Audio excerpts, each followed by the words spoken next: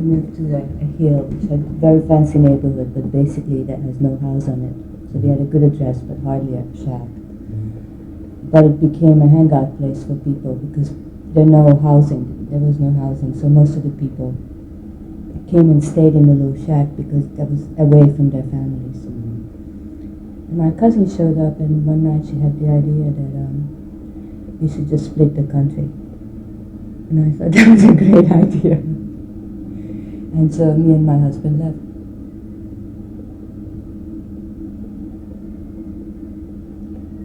Within a week, or? It wasn't so easy. Well, there was something else. There was, he stole a piece of art for me because I was locked up in a convent. And as a gift to send me to cheer me up, he stole from my favorite artist a small painting from a museum and sent it to me in the convent. And he was in trial. So it was, and not only that, because he was claimed a hooligan and a westernizer because of some other art theft in France. They wanted to lock him up for 2 years for real. I mean, it was unheard of, just because he had long hair or something. And so while he was, how do you call it when you say, I don't accept, or after your sentence you say, no. There's a period of... You say no contest? No, you, You refuse to accept the sentence. Right, no, but you know when you take it to another court level. Oh, right, appeal. Appeal, yeah. So it was during the appeal period.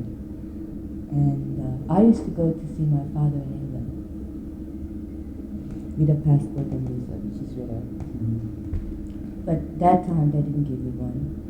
And we went to Yugoslavia. And from Yugoslavia we split to Italy. And then we sat in Italy for about half a year. They check on me, basically just waiting around. And we were going to go to Sweden, because this is during Vietnam. So that was also, I was like a good communist. America was an enemy, as far as I was always, and I didn't know much about it. But it was this big imperialist mammoth. And it was very European. I was, okay, you're going to go to Sweden. There's not that many places you can go to when you're an immigrant, a refugee. There's not that many countries. You're going to appeal for political asylum? No, that you have to be either an economic or political refugee, which I refused to be, because I didn't feel like I was a political refugee. So, you know, there is no category for our type of people.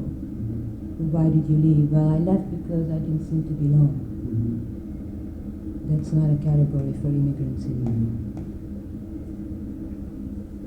So then, went to Sweden, applied to go to Sweden, and then you had to go to Capua. You remember, like the slave rebellion in Capua? That's where Spartacus rose up and there was a refugee camp in Capua. You have to get the bus about 3:30 or 4 o'clock in the morning to get there like 8 o'clock for the Swedish delegates to see if we were all right or not. And I called back and said, we changed countries, I wasn't going to get up there. So from then on, the social workers completely disliked us. And we came here. But we were sent to Baltimore first.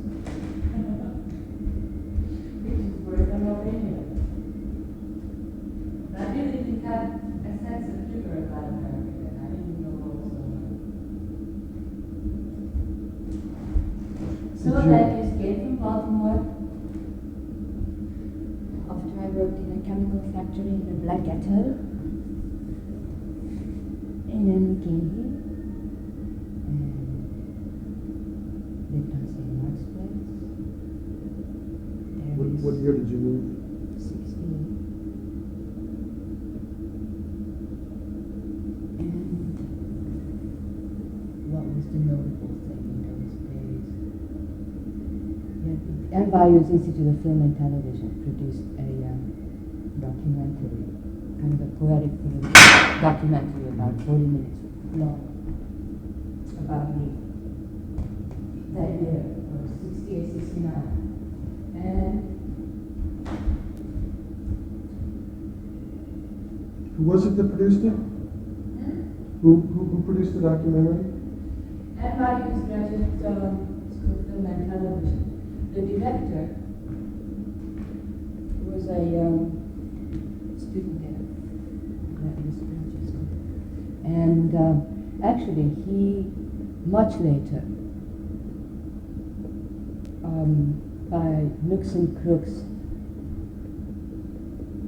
were giving, sort of let this creature stay with him, who was assisting Amos Poe when he was making The Foreigner.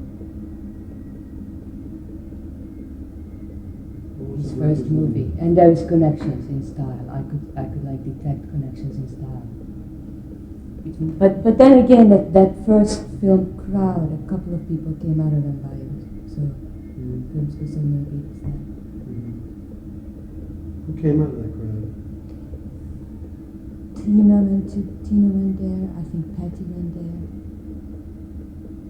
Tina Wahotsky? Yeah. Patty Aston. Amos, one way or another, I think, was connected. Tom Scully went to film school, not in NYU. He went to SVU.